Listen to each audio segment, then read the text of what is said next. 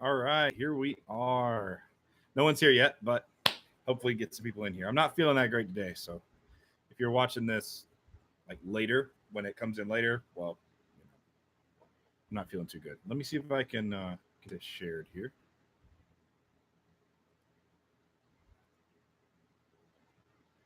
All right, let's see.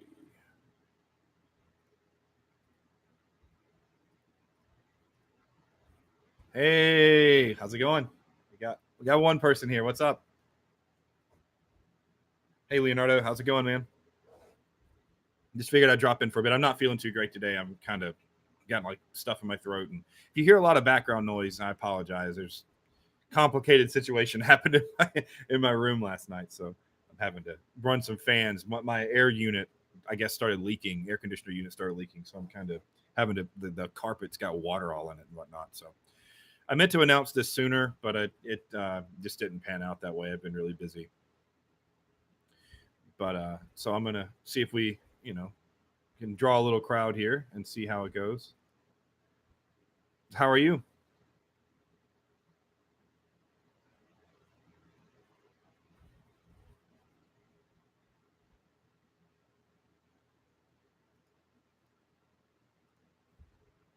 Thanks. Yeah, it was a lot of fun.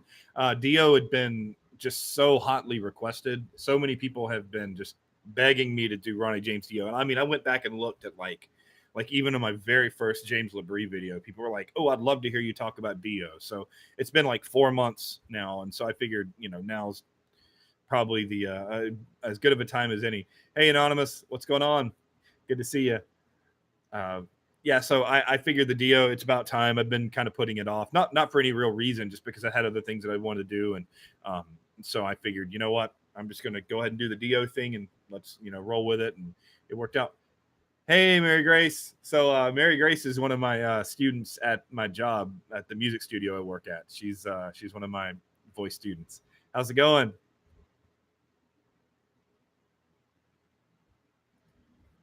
It's cool. This is two live streams in a row where some of my actual students have dropped in to say hello.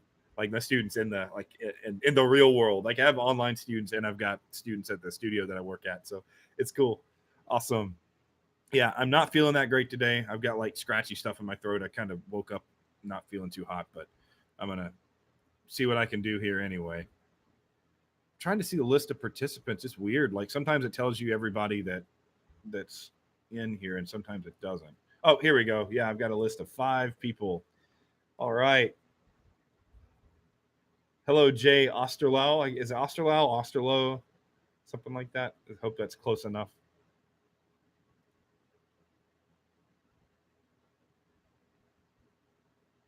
Oh yeah. So you're a bass player, huh?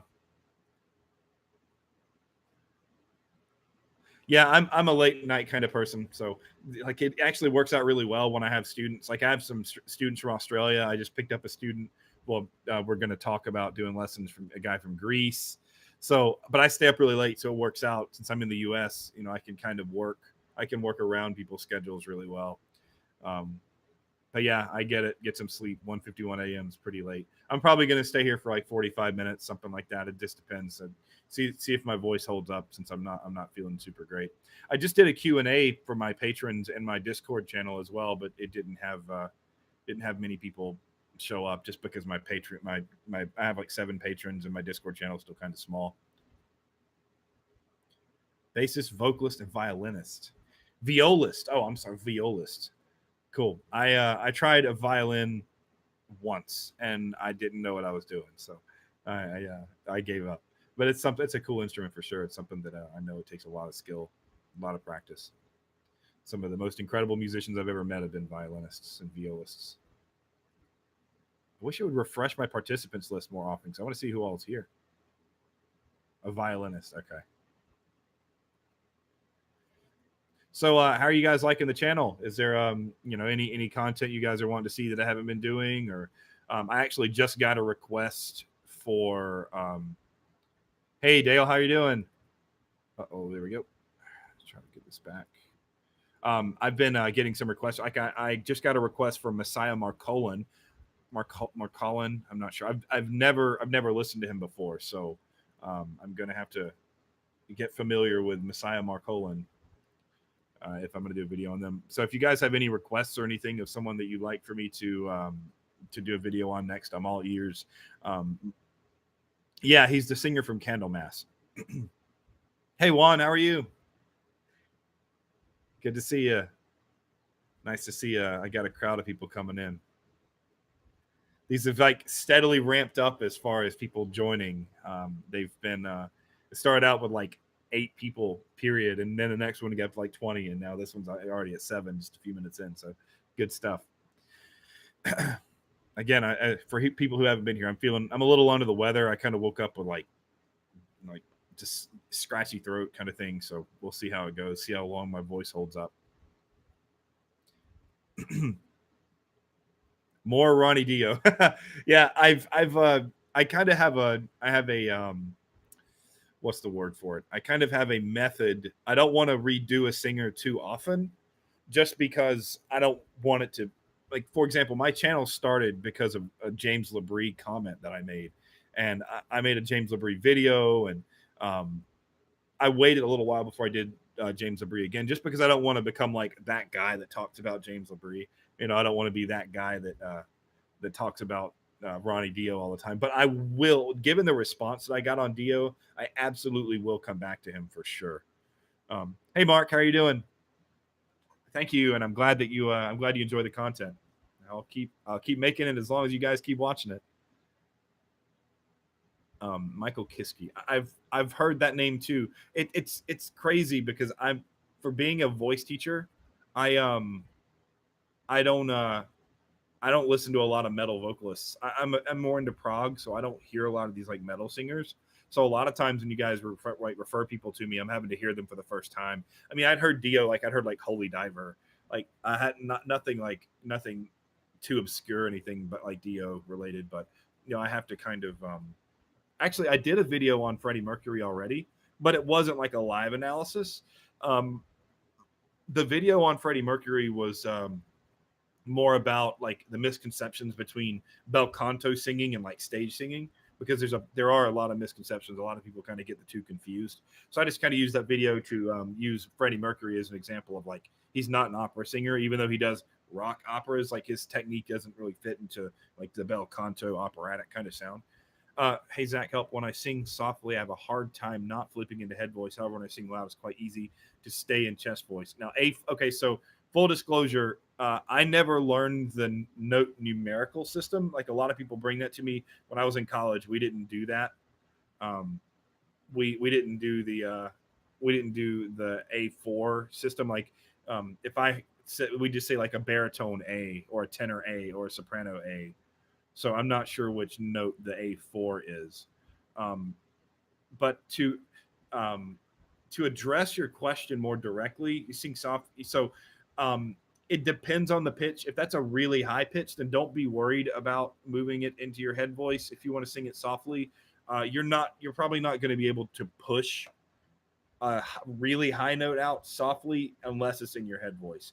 If it's in your modal register, like in the middle of your voice, you can just take some sound off of it. You can kind of hold some air back. So like if I don't know what pitch, I'm just going to pick a random pitch, but like if I sing ooh, if I sing like on an ooh and I wanted to put more sound on it, I could, just kind of open up inside the back a little bit. Ooh, kind of like that. But if I keep it soft, you just don't use quite as much air. Ooh, and you can keep it from moving into your head voice that way. That's the biggest thing, without actually sitting down and working with you on it specifically. The biggest piece of advice I can give is just to take some air off. Whatever you do to make it softer, don't push more air through. That's not good.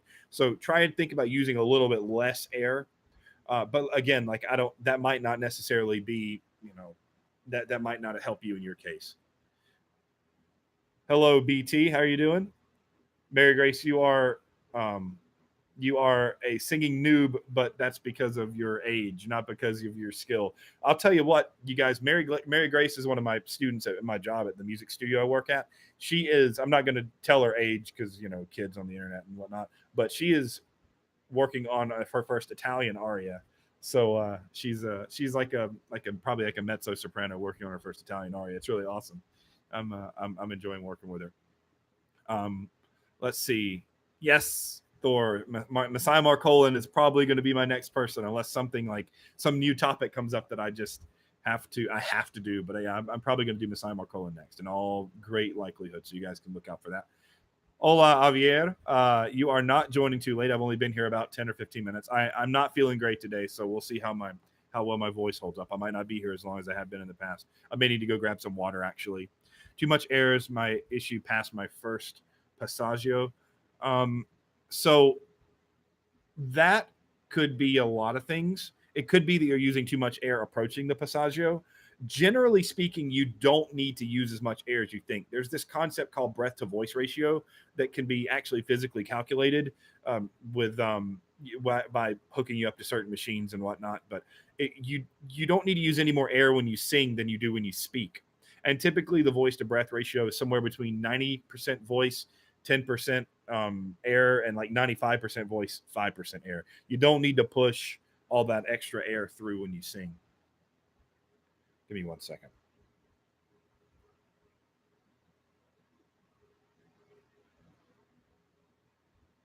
And by the way, um, if you hear a bunch of like fans and whatnot, if you hear that kind of thing in the background, I have an air conditioner unit in my room, and I woke up this morning and it was leaking water.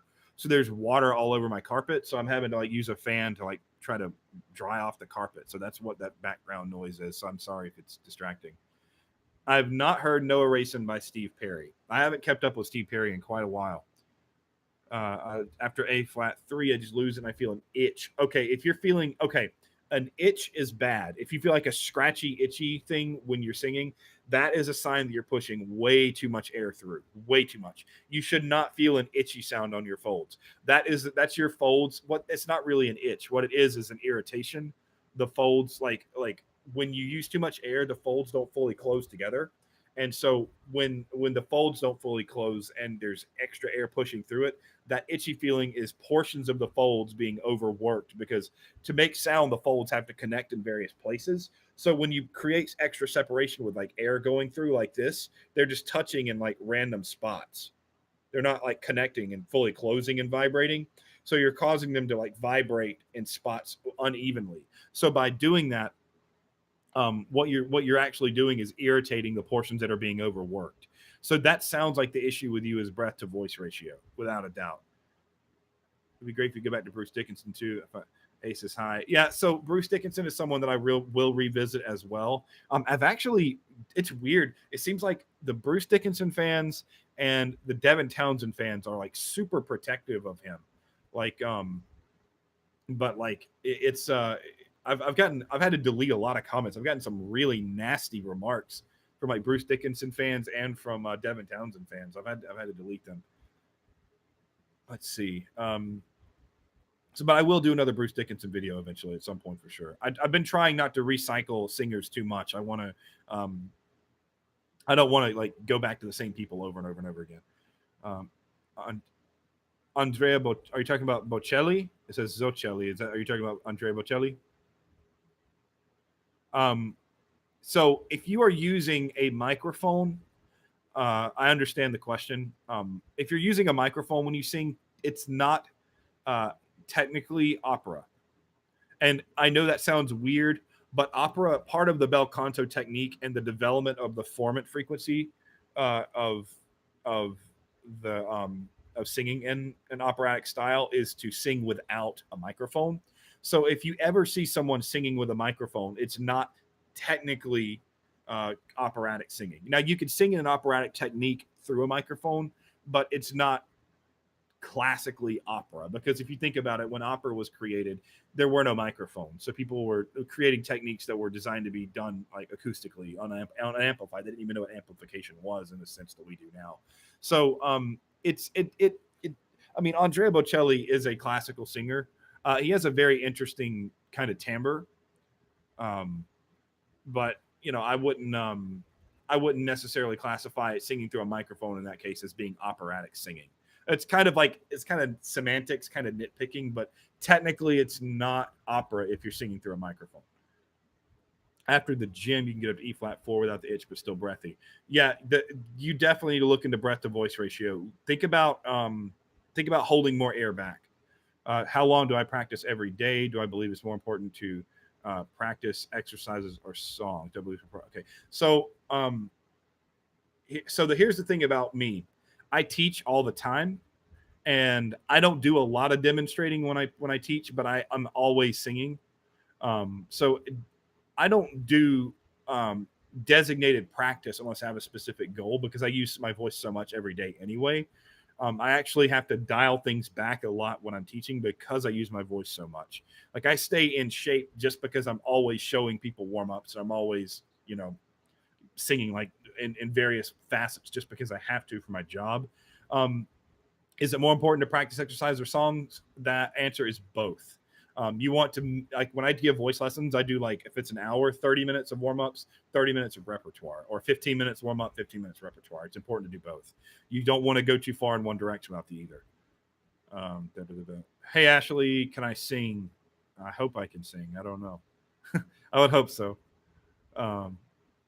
As a singing student of the classical method, I find difficult keeping my mouth narrow. An example is if I sing me. Let's see.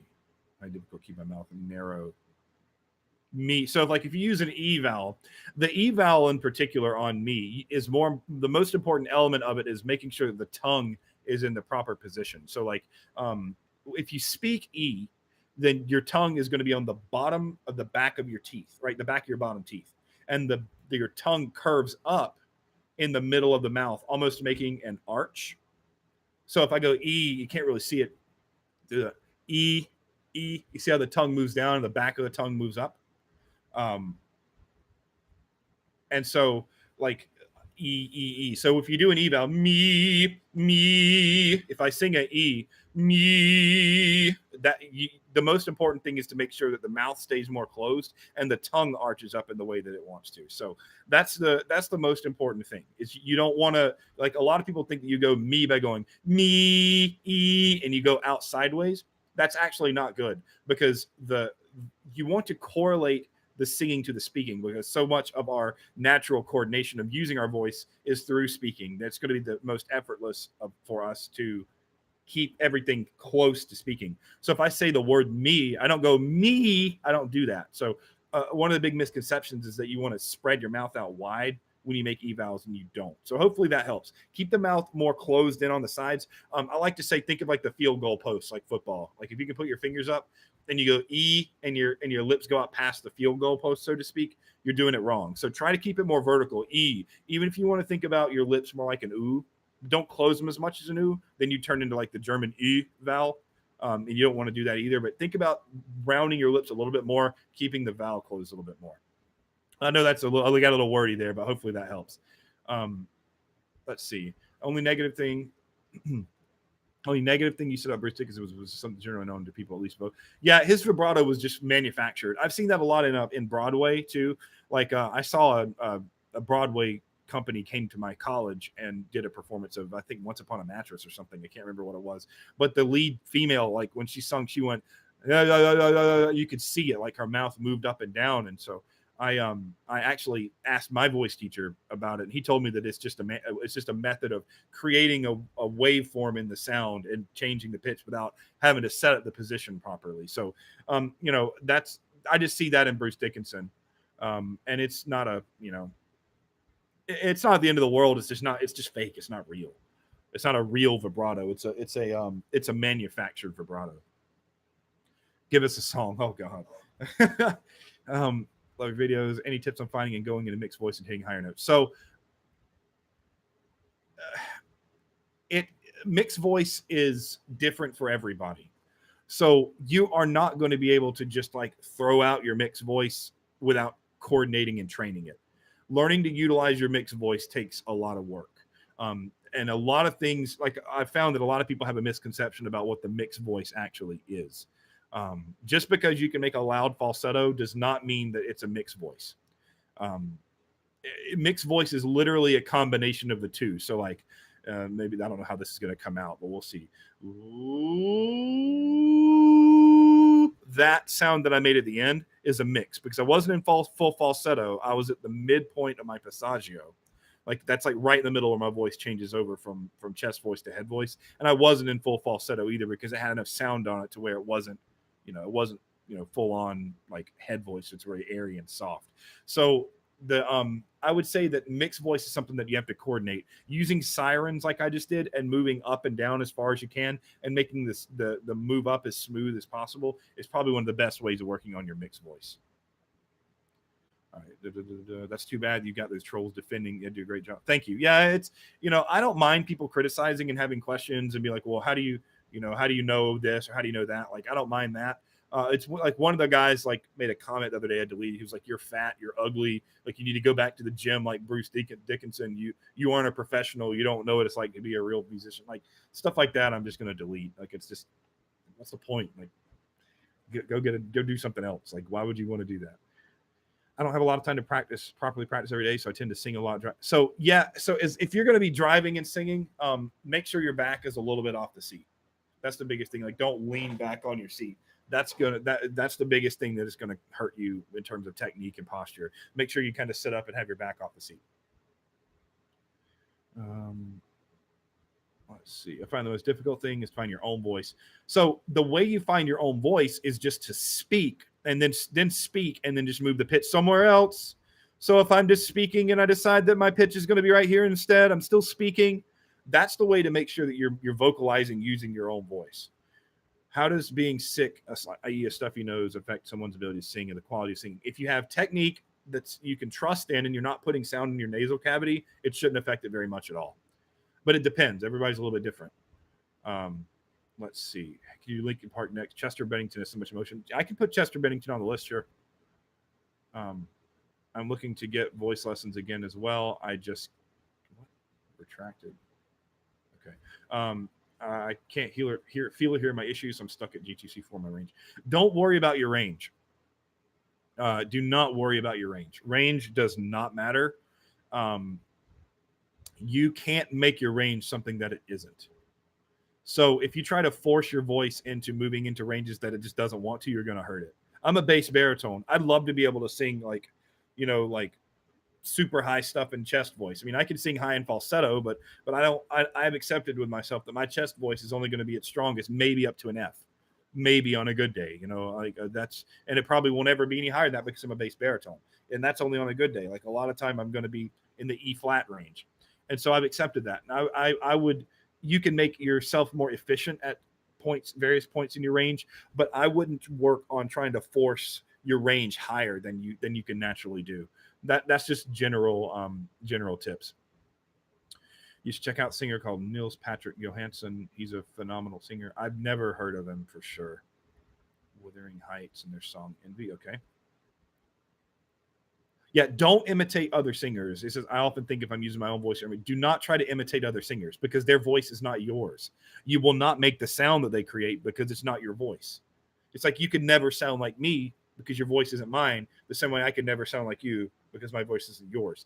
We all have different timbres and characteristics in our voices. It's the same. I've said this several times. It's the same reason that you can, if I took 10 of my friends and put them behind a door and closed the door and I had them all say hello, I could call them out by name because each voice has its own distinctive characteristic. So yeah, don't try to make your voice, and don't try to imitate a singer. I'm going to go grab a bottle of water real quick. I'll be right back. My voice is starting to get scratchy on me. I'll be all right. Give me 1 second.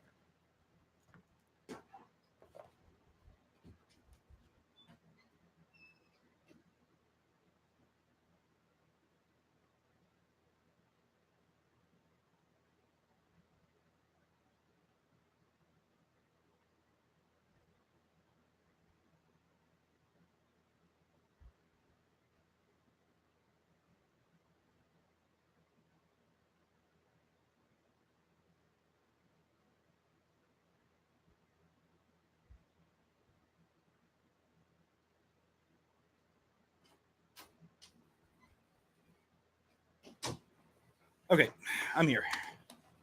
Had to get some water since I'm not feeling super well today. I woke up feeling kind of rough, so I don't want my voice to get worn out. I don't know how long I'm gonna be able to keep up the talking. We'll see. Let's see. Tommy Karabic. He's another person that I've had a lot of requests for. Corey Taylor, Messiah Marcolin, Tommy Karavic. They've all been people that I've been really been recommended a lot.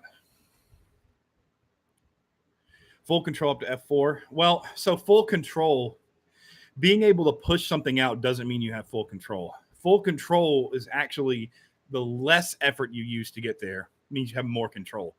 I know that sounds strange, but the more that you have to work to create a pitch, the less control you have. So ultimately the goal is to make yourself be more effortless in the sound that you create. Let's see. Hold on one sec. Trying to see the list of participants that we got here. It won't update. Anyway, it's fine. So let's see. Every now and then we get the resonance, ring, not important, outside opera debate. Okay, so that's a... You put me on the spot.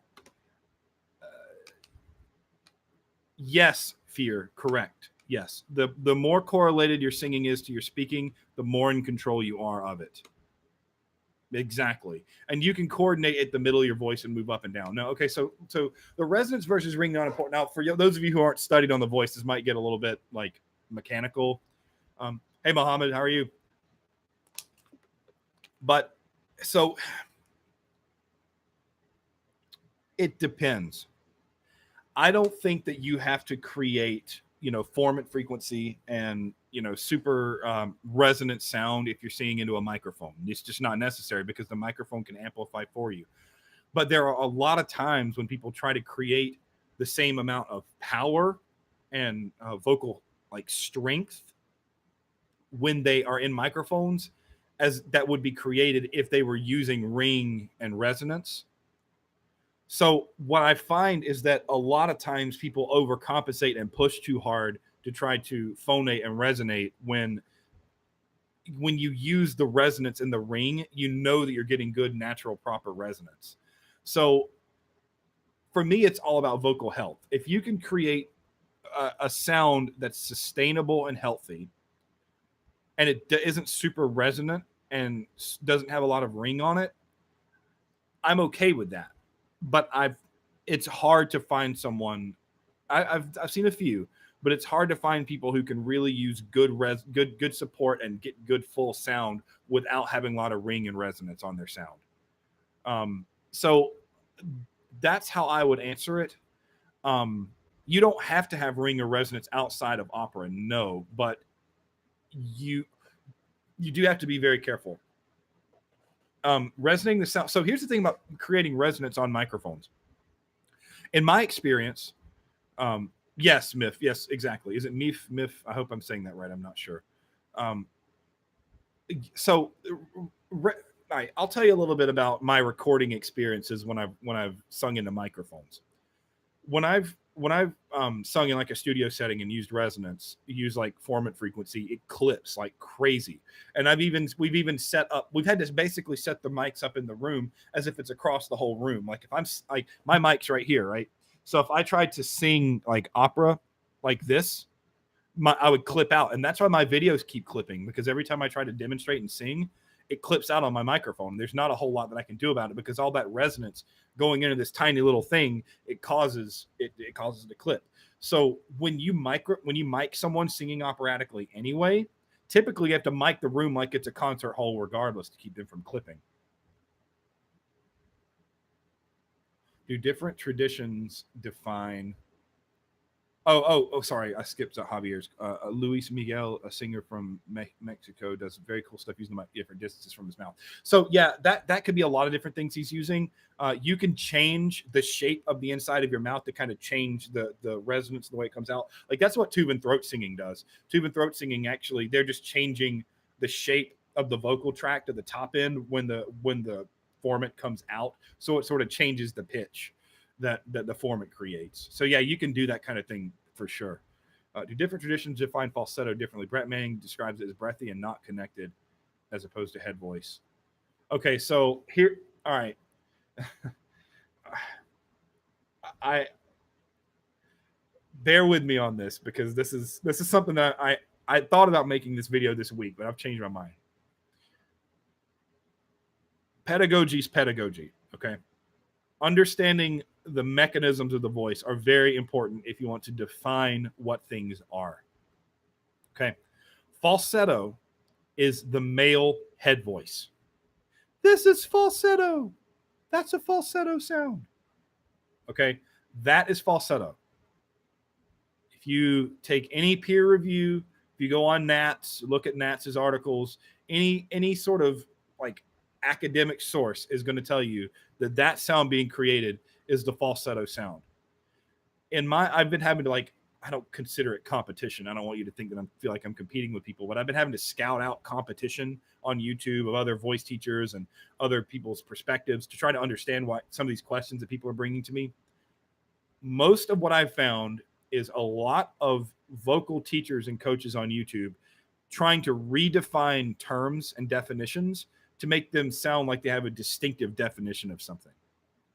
Falsetto is this sound. If you ask somebody what sound does an owl make, whoo, whoo, that's falsetto. There is no other falsetto. The head voice and the falsetto are synonymous. In women, it's a little bit different.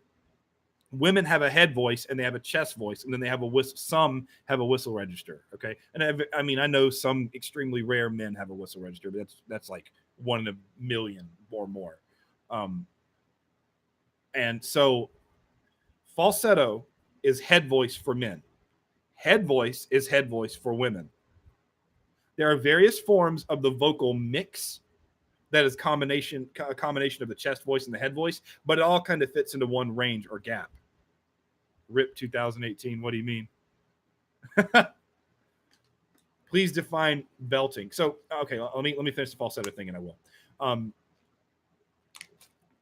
So falsetto, when you're talking about male voices, is the head voice. Period. There are no other definitions. Old Italy, the bel canto, falsetto was a term to use a light mix to get the high notes like the tenor, high C. Well, so maybe I'm actually not sure. That's something I'd have to do some research on myself. I don't know where the term originated, but I know that in modern pedagogy, it's developed into that airy, wispy top end sound like this. That's the falsetto. I know that that's how it's defined academically everywhere you go.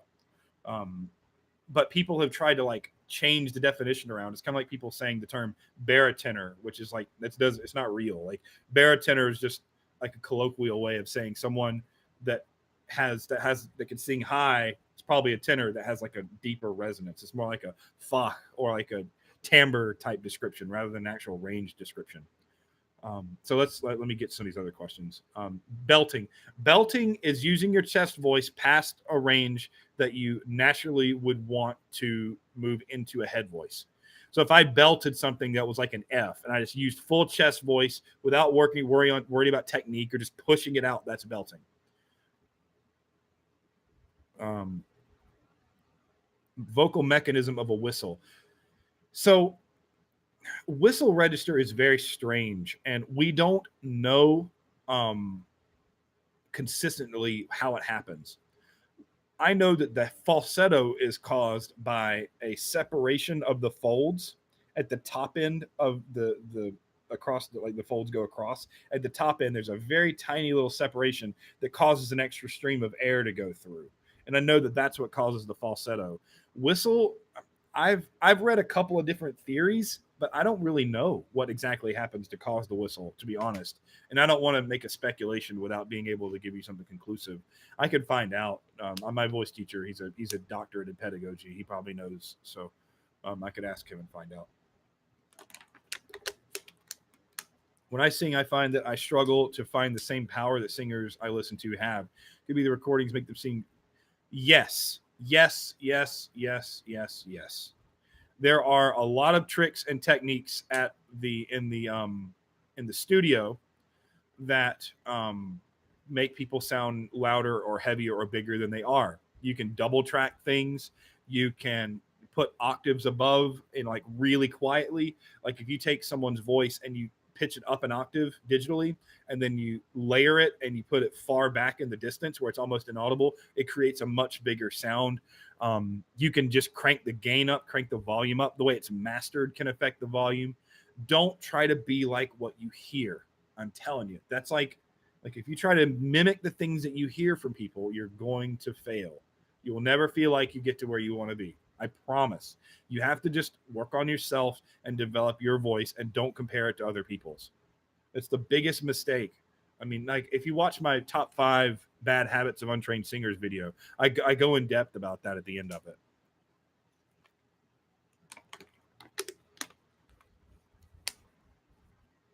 But yeah, there's all sorts of tricks that can be done. Hey, Nick, how you doing? Good to see you. There are all sorts of production tricks that can be done to, do not fret. Here's the thing, okay? Singing is a process like anything. There's people have like this like wild sort of misconception that like being a singer is super glamorous and like, yeah, you get to be the front man and the rock star and that kind of thing. It's not like that. Everybody's in a different place. When I was 20, I felt like I had no control over my voice whatsoever. None.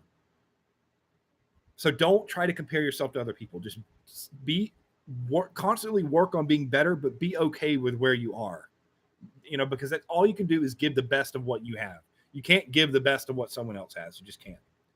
I've heard a little bit of Meatloaf. I don't know enough about his decline in his voice. I haven't heard enough of him to be able to make that judgment. I'd be interested to hear some of it though. Well, okay, so if you're 20, think about it like this, okay? Your larynx is not going to harden to the point to where it can stably sustain some of the like deeper resonant sounds until you're like 25 or 26, and even then, it's still going to take another couple of years before it fully solidifies. So don't worry about it. Like there's so much pressure for some reason to be like this epic singer and be able to or whatever people do when you're like 20 or 23 or whatever. Like that's ridiculous. Like you don't want to like don't worry about that. Like just let your voice develop on its own. There are physical things happening in your body that won't even be there until you're like 28, 29. I'm 31 and I still feel like there are things that my voice still has to grow into. So don't worry about it. Like just don't worry. It's going to be fine, I promise. Just be patient with yourself. Favorite singers. So all right, so that's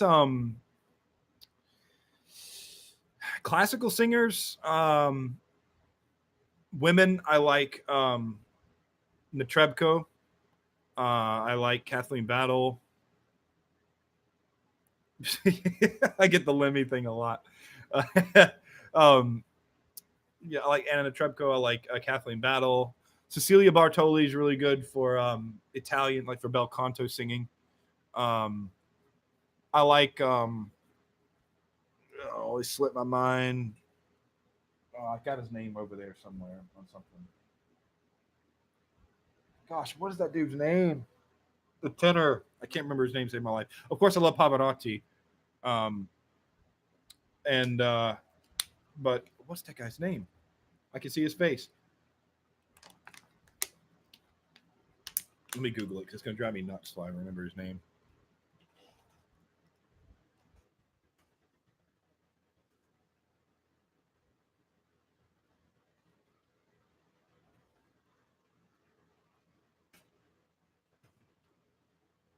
What's the dude's name? Oh, Rolando Villazon. Villazon, that's his name. I really like Rolando Villazon. For baritones, I really like Bryn Terfel, Thomas Hampson, Dietrich Fischer-Dieskau, Cornell MacNeil, Bastianini. I really like him a lot. Vorstovsky.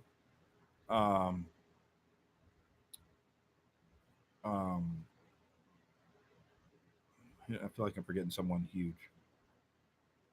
I can't remember. Those are some of the baritones. Now, as far as like non-opera singers in like the rock realm, I really like Einar Solberg. I like Jim Gray. I like Robert Edens. I like Daniel Gilden-Lowe, or Lowe, Daniel Gilden-Lowe, however it's pronounced. Michael Ockerfeldt. I feel like I'm forgetting somebody. I like the early James Labrie.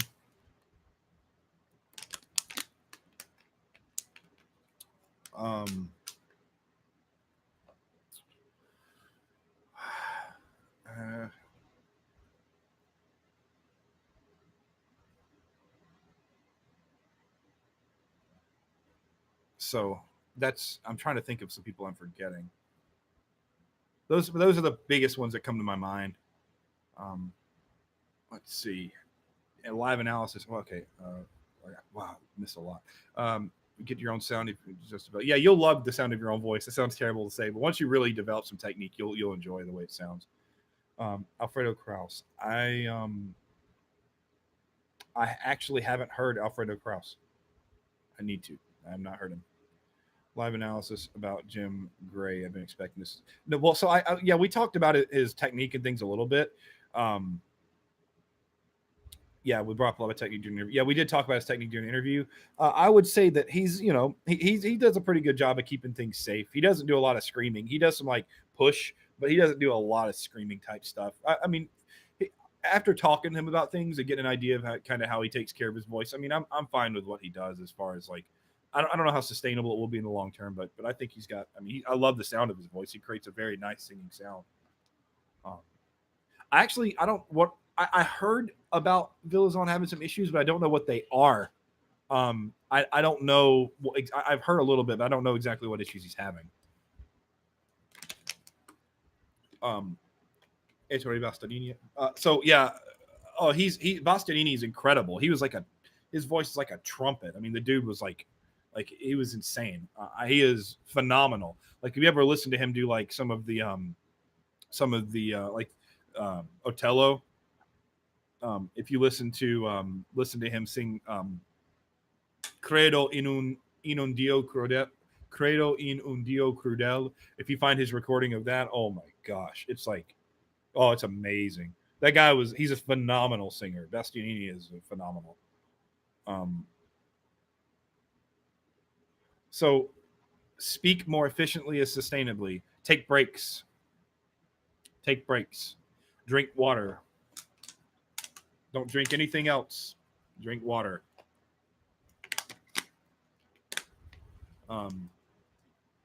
Yeah, and don't talk nonstop. The voice isn't designed to be used that much. Patti LaBelle, oh yeah, she's great. Let's see. Simone Simons of Epic. I don't know. Tony Kako, don't know who that is. David Phelps. So David Phelps pushes way too hard. Now don't get me wrong. David Phelps is a phenomenal singer. Absolutely just slam bang amazing singer. But he pushes way too hard. Because I mean, I think that he could take about 30% of all that push off of the voice and still have just as much power. I think a lot of that is too much muscle. But he's a phenomenal singer, no doubt.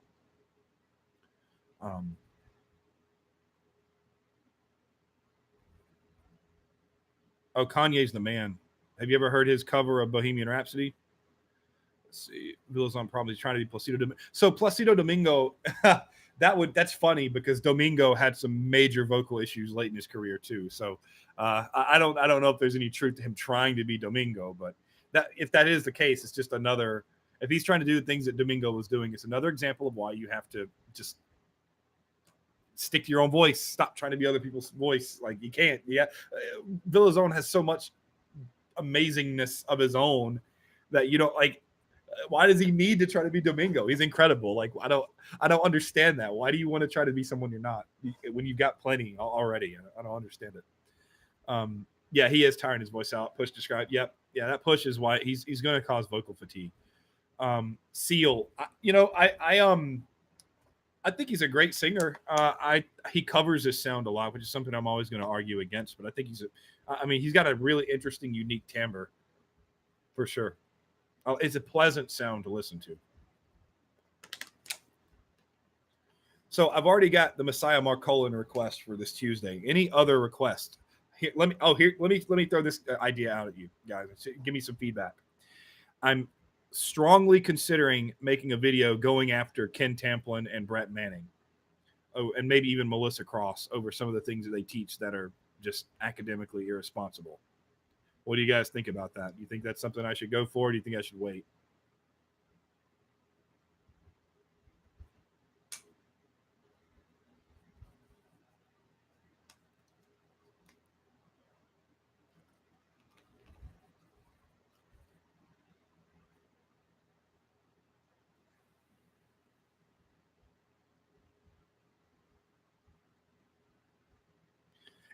Here's my biggest concern. Maybe you guys can give me some feedback.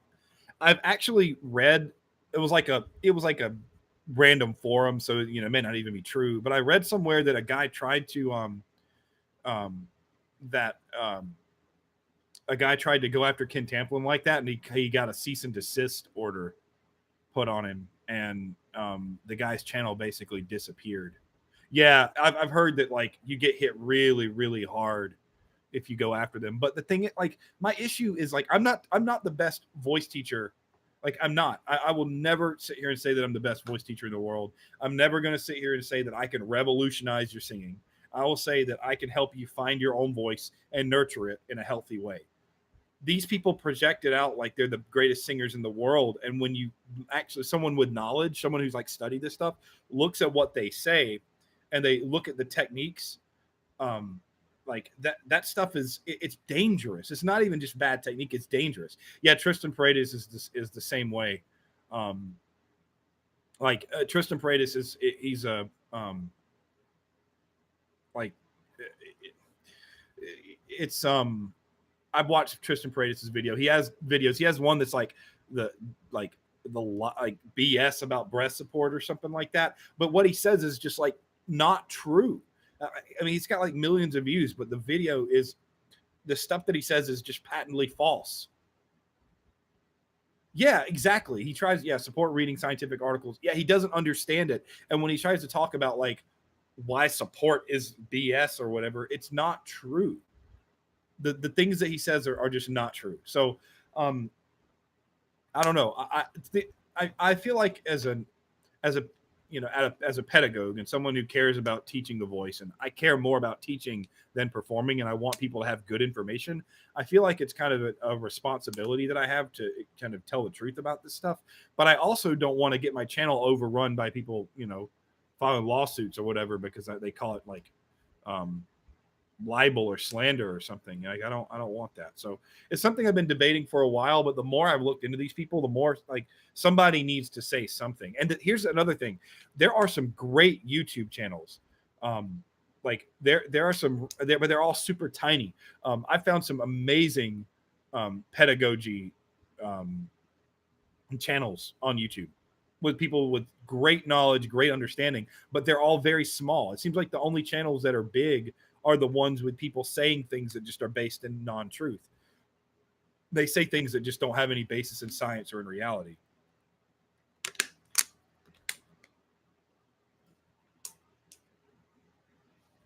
So let's see. I think it'll be attacked and maybe suited, but you can keep the names out. Don't mention them by name.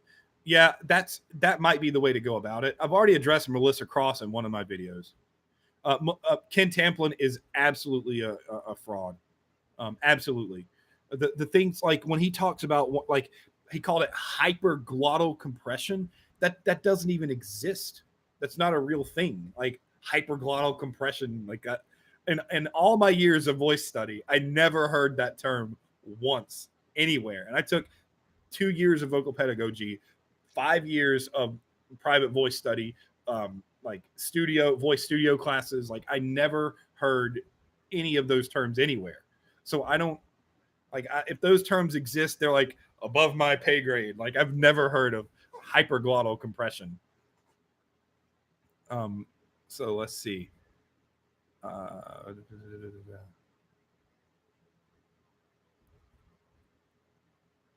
see.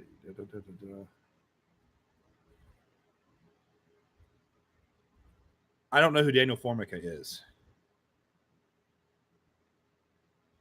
So that tongue thing, I mean, that's it, it like, so the thing about the tongue is that, like, oh god, it's completely contrary to the way the voice works.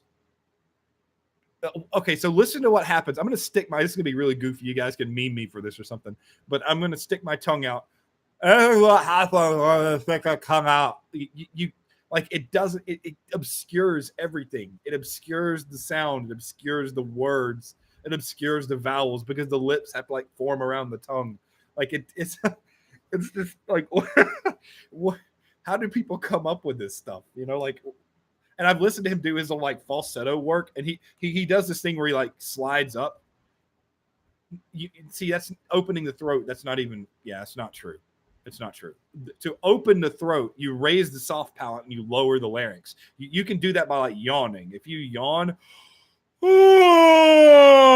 that opens the throat up. So like if I yawn and I sung, it would sound like this. That's an open throat sound. Okay. And you do that by creating this space in the vocal tract. You don't have to stick your tongue out to do that. Like, that's not, like, it's ridiculous. The stuff that, like, the stuff he says is just, it's ridiculous. It's not true. And I feel compelled to make a video talking about this stuff. Can't do it. It can't be done. Okay. Christina Aguilera is not a contralto. She's not a contralto. Let's see. Have you seen Brett Manning sing? No, I haven't. I feel like that would be something. Well, okay, Daniel Formick is a voice teacher that specializes in rock, and recently has been interviewing singers around the world, let them explain the techniques that they use. I would be interested in having a chat with him.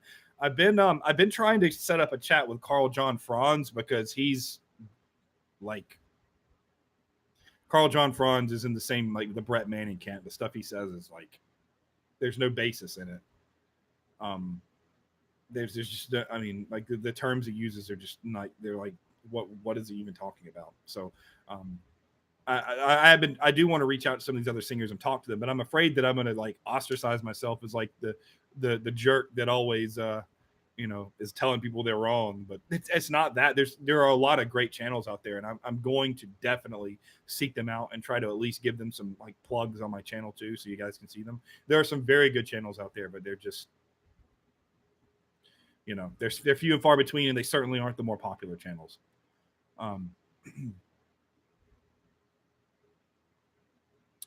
Christine is a contralto and I'm a negative, but right. Yeah, no, she's like maybe a mezzo, maybe.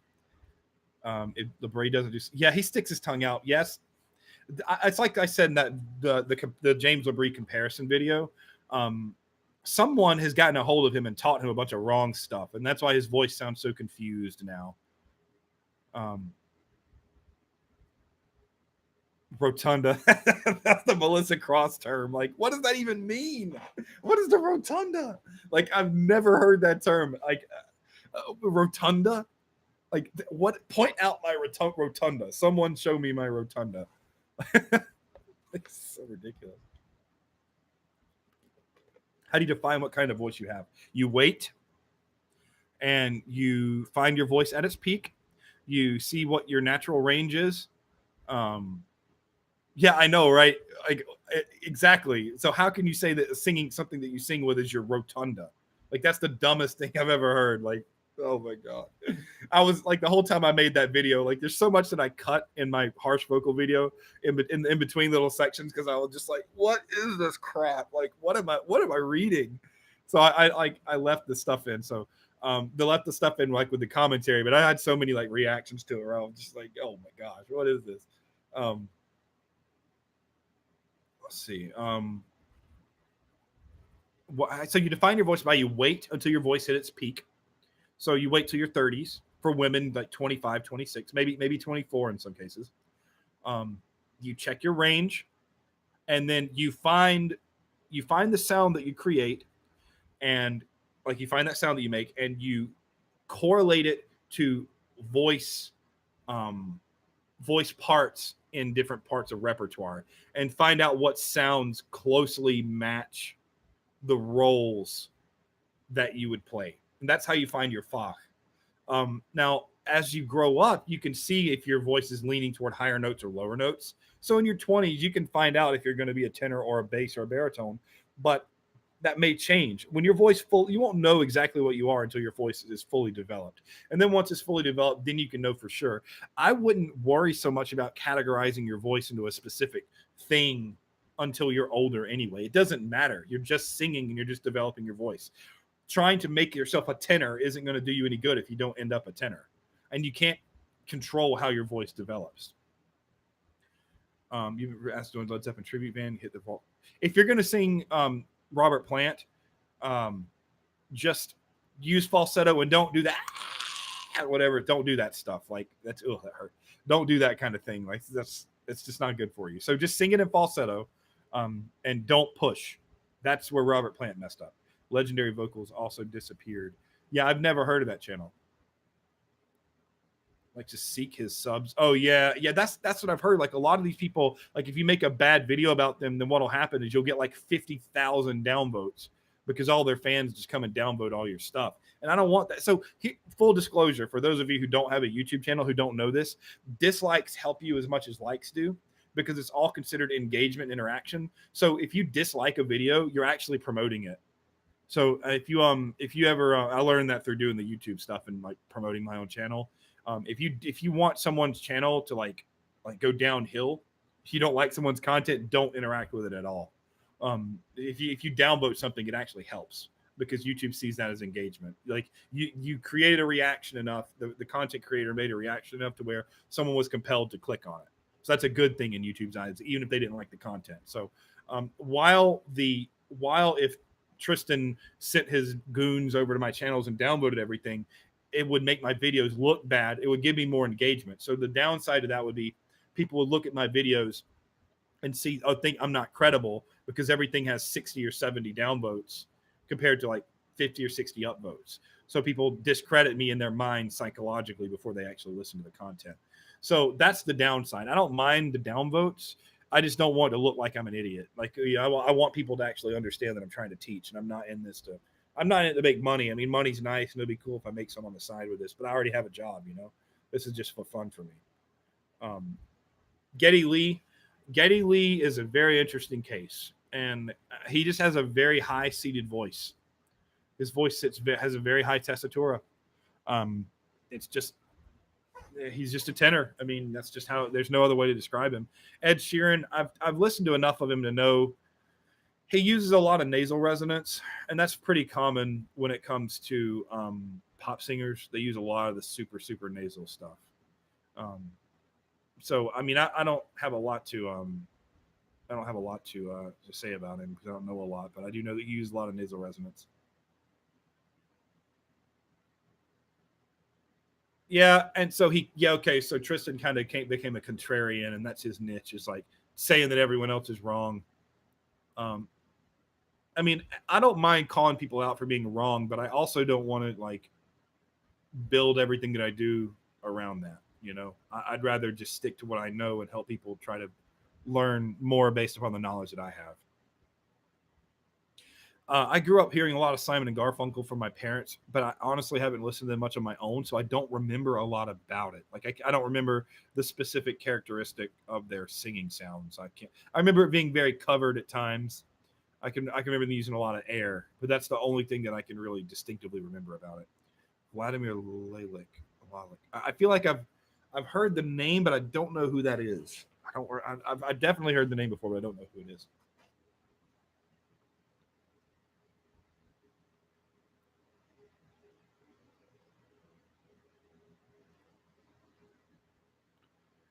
He's so David Phelps, how does he manage to reach high C's and C sharps and D's so fully? It's the push.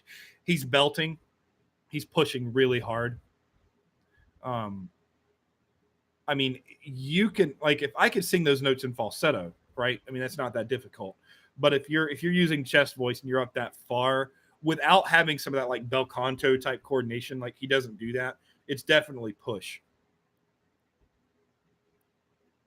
He's using a lot of force and pressure. So Yang, no, I haven't heard of So Yang. Jimmy Jameson and David Bickler off Survivor. Okay, I've heard them some. I haven't heard enough to know extensively about their singing, but I've heard them some. David Draymond, I don't know anything about his modern singing, and I've never seen him live, so I don't. I Ann Wilson. Oh, Ann Wilson, she's got a really kind of like wide, wide embouchure kind of sound. More. So here's the thing about instructional videos. There are a couple of reasons why I've made a few, but I haven't made a lot. I made a diaphragm video. I made like a bad habits video. I made like a vocal reaction video. Um, here's why. Um, they don't get views. I plan on making a lot more instructional videos. One, once I'm better at making videos, I suck at making videos. Two, if I make a video showing vocal exercises, there's a million of those on YouTube, so it would get no exposure.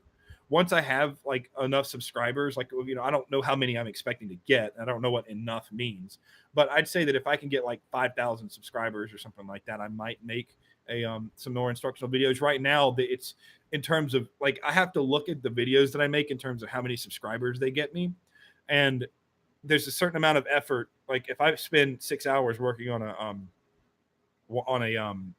like a vocal instruction video and it only gets 300 views, whereas I can work that same amount of time on a Ronnie James Dio video or a James Labrie video, um,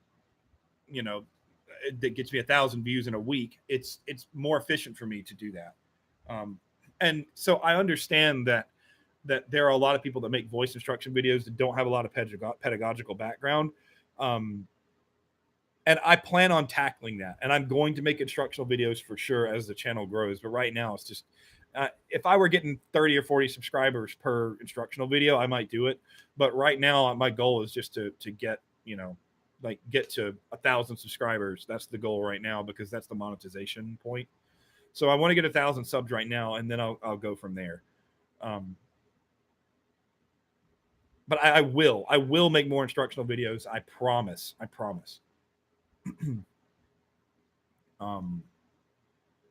K-pop singers. Oh yeah, so K-pop. One of my best friends is like a K-pop fanatic. I bet he could he listens like I think AIA or maybe I don't remember what they're all called, but I could ask him for some stuff to analyze, and he'd probably give me more than I'd ever care to hear. Man of War. Okay. Star Trek. Okay. Great singers may not have great techniques. What's the definition of great singer? Great singers, my definition is not going to be the same as your definition. My definition of a great singer is someone who's expressive, who has good control of the voice, someone who effectively articulates the artistic ideas they're trying to create, and someone who has a range of vocal colors they can create. In other words, they only don't just make one singing sound. They can make a lot of different singing sounds.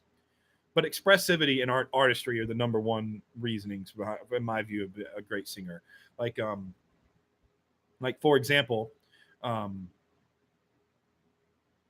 think I think Daniel Gildenlow is a great singer. His technique isn't very good in the classical sense, of course, but he does a little bit of everything, and he's expressive in all parts. He's got a big range and makes a lot of different vocal sounds, and he can create any sort of affect that he wants to create at any point in his range. So I think he's a great singer.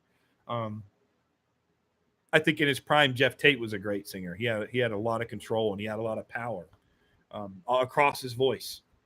I think James Labrie was a great singer in his early days. Actually, I think that I slip in my mind.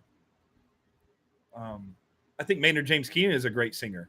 He's only in his own, he does his own thing. He's very much in his own little niche of singing, but I think that he does what he's trying to accomplish very well.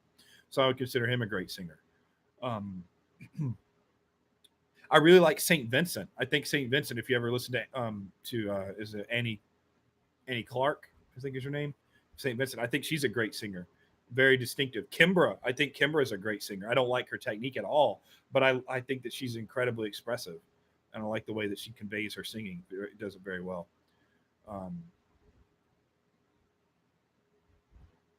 Let's see. Music is win. Okay. Kenny Rankin. Yeah, I've never heard of Kenny Rankin. Do you rank singers that I've done analysis videos like best to work? Okay, okay, oh, I'll do that 1 second. How important is it? Yeah, so here's the thing. Like, I'm a technician at heart. When I do voice lessons, I'm breaking down technique. Like, I'm always listening to people and being like, okay, you need to fix this. This is bad for you. You need to fix this. This is bad for you. You need to fix this. This is bad for you. You're doing this well. Keep doing this. But I want the technique to be there and always be there so that you can be expressive later, right? Once you've got the technique, then you can be expressive once you're doing everything in a healthy way. You can make adjustments that are within the framework of healthy technique. So I think that technique and emotion should be combined. It's like having a really nice car on, like, why would you have an amazing engine in a car? I don't know anything about cars, but this is just a rough analogy. Like, you have a really powerful engine, a nice engine in a car that looks dinged up and rusted and dirty on the outside. And why would you have a car that's super sleek and shiny and looks beautiful that doesn't run? Right? Like, you have to be able to combine the two. So I don't think that one is more important than the other, but I can listen to both. I can listen to singers that are very technical that don't have much emotion and enjoy it, but I can also listen to people that are extremely emotive that don't have great technique. I think that it's good. Both are fine, but my important thing is, like, keep your voice. If I like the way that you sing, I want to be able to hear you sing in 20 years. I don't want you to have a career of 5 or 6 years because you're singing in a way that will kill your voice. That's my whole deal. So best to worst, that's very subjective.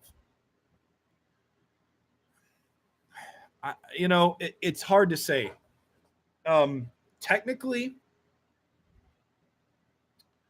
the best singer that I've analyzed is Jeff Tate.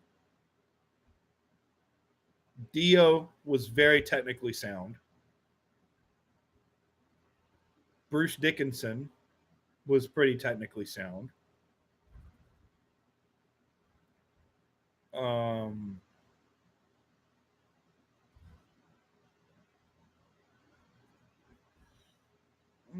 thinking.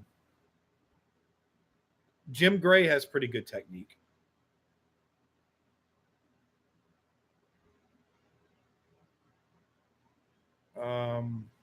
Hang on, let me look at my list. I can't remember everyone off the top of my head.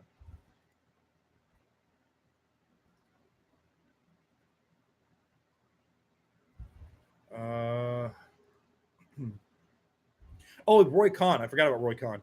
Roy Khan had really good technique. I was impressed with his technique. It was pretty good. Um,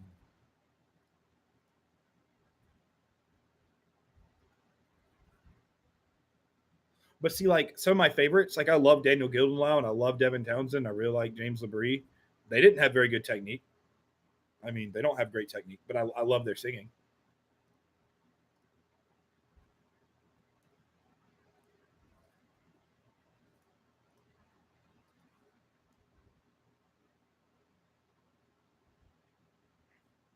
Yeah. Oh man, I had no idea Roy Khan was gonna blow up like he did. Like, I'd never even heard the guy, and then you guys like, Roy Khan, Roy Khan, Roy Khan, and now that's one of my most popular videos. Like, I had no idea that Roy Khan was so popular. So that was interesting. Corey Taylor's been another highly recommended singer, and I don't know why. I don't know.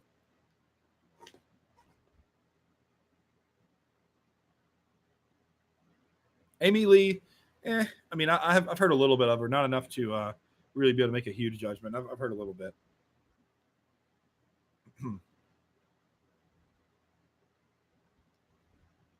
Side by side, Roy and Tommy.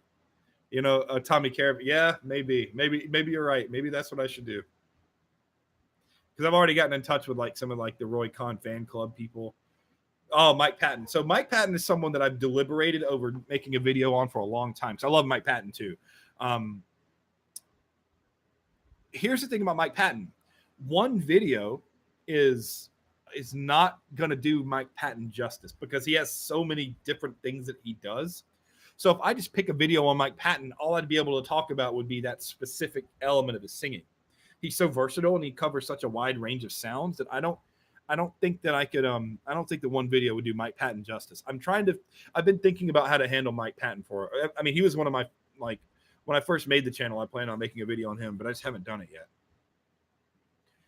Tessitura, good question. Tessitura is so the best way to think about this, if you take a song, right, and you take every note and you assign a number to them, right, and you add all those numbers together and you create an average, okay, that average number, wherever that falls in pitch, is basically the tessitura of the song, like the average range of where the notes are in a song. So if I'm singing a bass baritone aria, the tessitura is going to be pretty low. But if I sing a tenor aria, the tessitura is going to be high. Generally, now that doesn't mean that the piece can't jump up or down respectively depending on the type of piece that it is, but the tessitura is like the average point in a song, like how what part of the range is it sitting in the most. That's tessitura. Hope that helps.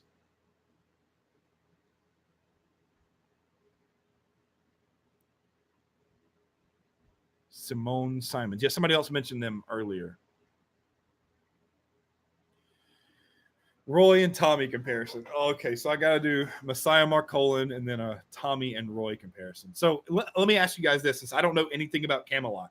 Am I going to get a lot of haters if I say that I think one is better than the other? Like, is it going to mean that I get 1,000 downvotes?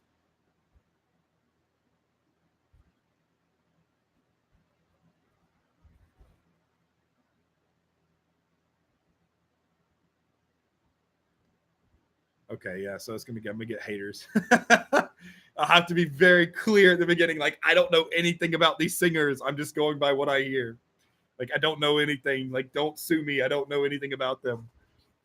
All right, so let's see. Why do people apply tessitura to the actual voice? Well, so it originated when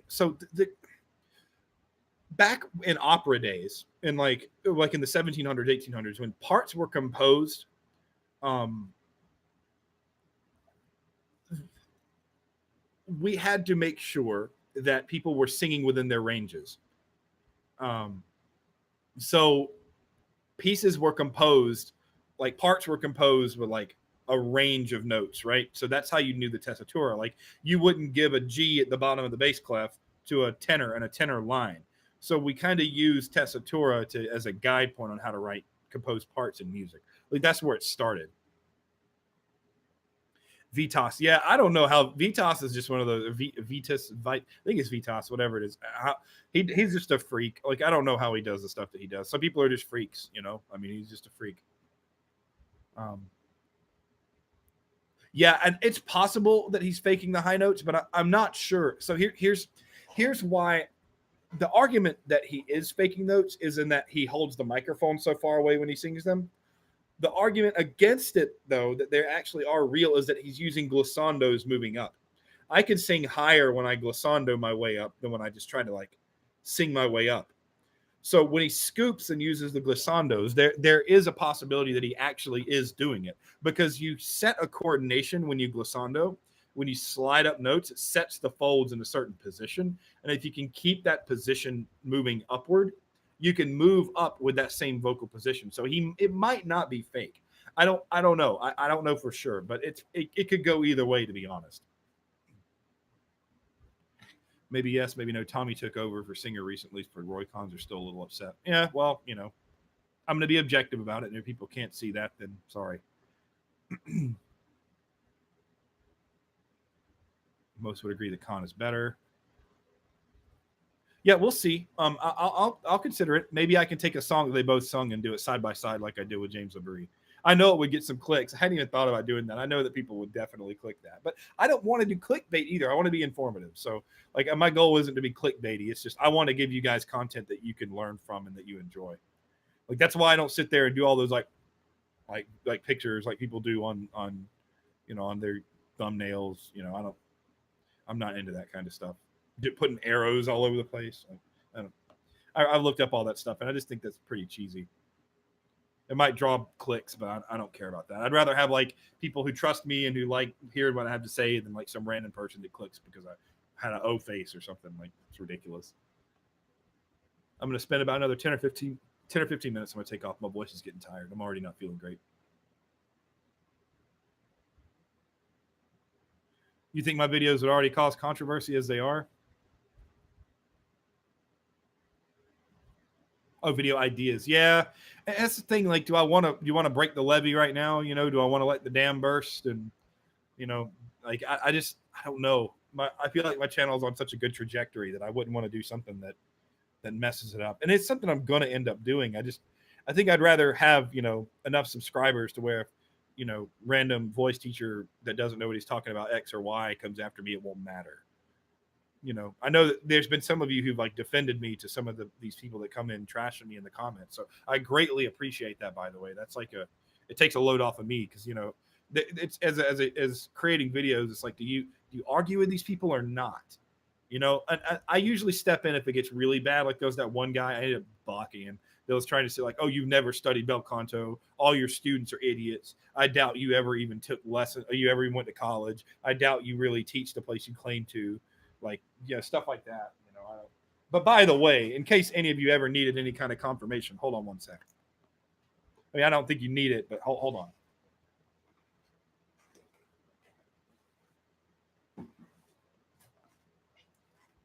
Well, it's kind of got the front taken off of it, but like, this is where I work. This is where I work. Can you see it? Yep.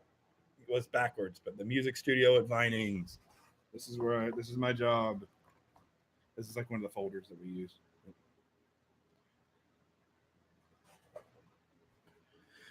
But yes, I really work as a voice teacher. For what if that ever needed to be clarified, I really do. I have a job at a music studio.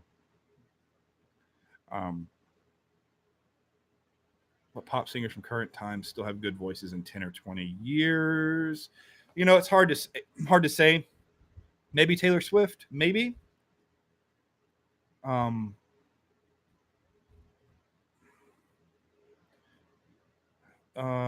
lot of them won't. Taylor Swift's probably, but her sound's been changing a lot lately too, in a not so healthy way. So I don't know, but I would say at this point probably Taylor Swift.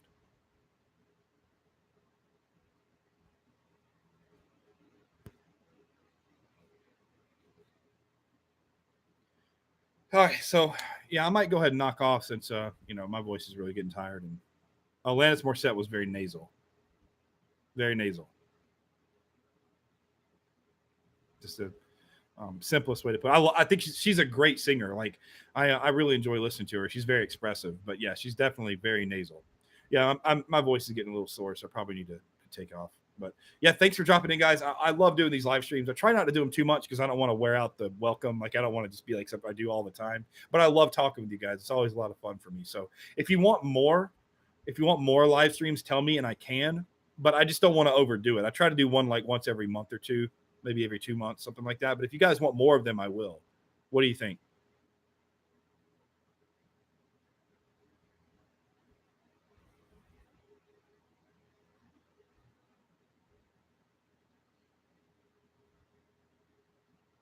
Yeah, maybe I'll do once a month. And I'm going to do something special once I hit 1,000 subscribers. I'm not sure what it's going to be yet, but I'll do something special for you at 1,000 subs. So tell your friends, send them my way.